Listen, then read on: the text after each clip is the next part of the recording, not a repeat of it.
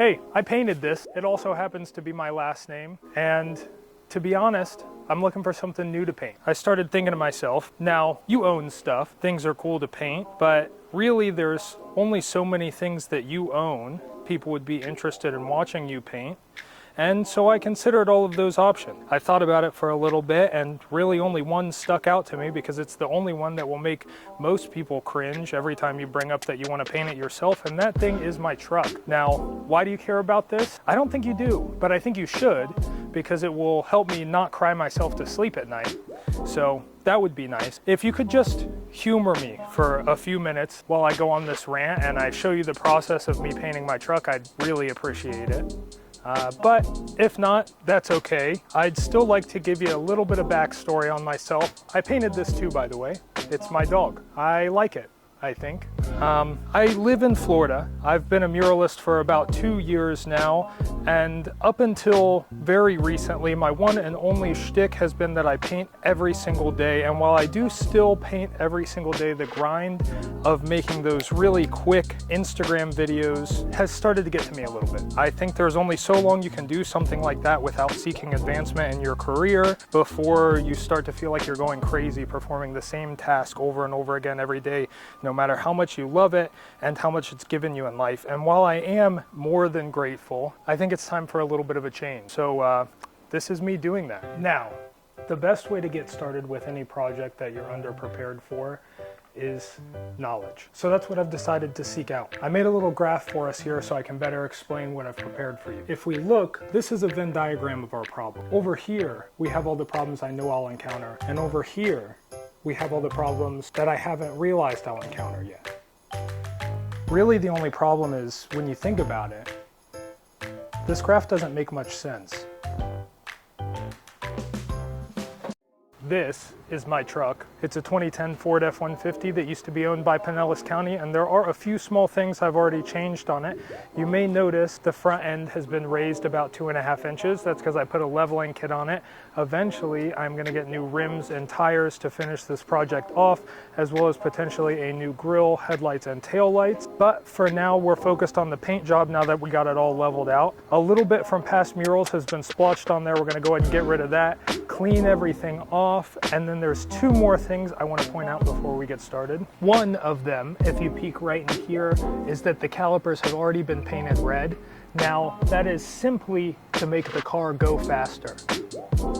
The other is I've already removed all the loose paint from my truck, so I won't have to worry about that. Once we get it washed and taped up, the plan is to take an airless sprayer as well as some enamel paint, give this thing a whole brand new base coat, let it dry for about 24 hours, and then we should be ready to put some of the details on. So while Past Hinton is over there taking care of some of the prep work, getting that primer put on, already got the tape in place, we need to talk about design. I want to walk you guys through the order that we're going to do everything over here on my iPad before we get started.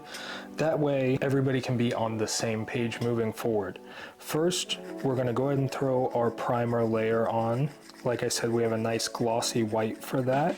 And then when I was thinking about the design of this truck, where I really wanted to go with the paint, I was very inspired by like 70s, 80s trucks, just that very swept back look despite it being a stock paint job. I feel like a lot of those were more interesting and they highlighted key features of the body. So I kind of wanted to try and embody that, at least a little bit. What I decided to go with is running this black along the back of the car, and like I said, this is going to be matte.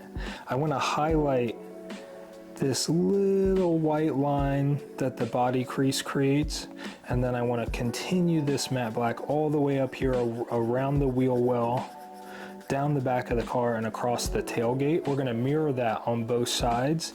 And then I also really wanted to introduce a nice cyan color, a nice blue with a little bit of motion. So I kind of settled on this squiggly pattern. It almost looks like the front wheels of the car are driving through cartoonish water, or maybe they have paint coming off of them. I just felt it was a really interesting look for a truck, and it was a nice sort of middle ground between a more modernized look and the stock paint jobs you would see on older trucks. So I ran that squiggle right down the side. It creates a nice sense of motion as the car is driving. It gives it motion even when it's sitting, and it flows very nicely with the body, highlighting some of the things that I love most about this truck. All right, so one last thing I feel I need to touch on before we show the finished product and before Past Hinson finishes up with this paint job. I can see he's on the black right now, which means not that much further to go, is finish.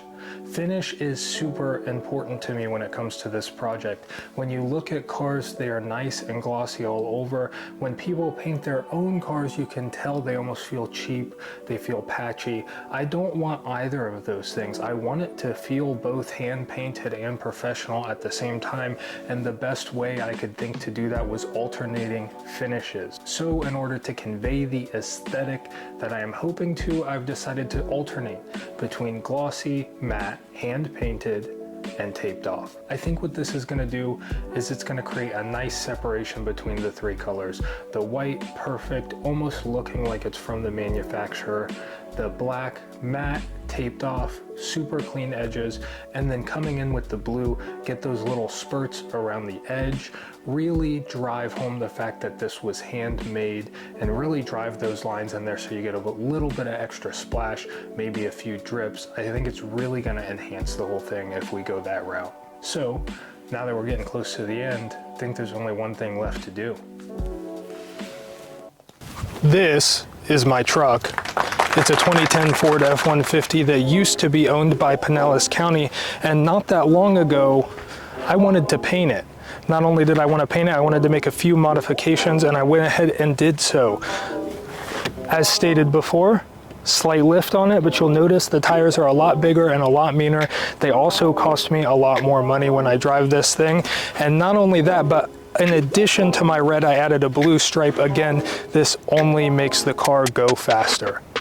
All in all, I'd say I'm pretty happy with how the project came along. It definitely resembles a lot of those older trucks that I was trying to draw inspiration from, and it makes me happy when I see it. You know, I drive down the road and I notice people staring, or I have people ask me about my business, and at the end of the day, that's what it's all about. Something like this you only do if you really want to reach out to the community around you, because they're going to reach out to you regardless whether or not you want them to, because it draws attention. But you know, there's something really magical about getting to paint the thing I drive around in every day, going from job to job, and it's definitely something that I don't regret. So I think it came out beautifully, and I'm just happy I got to share it.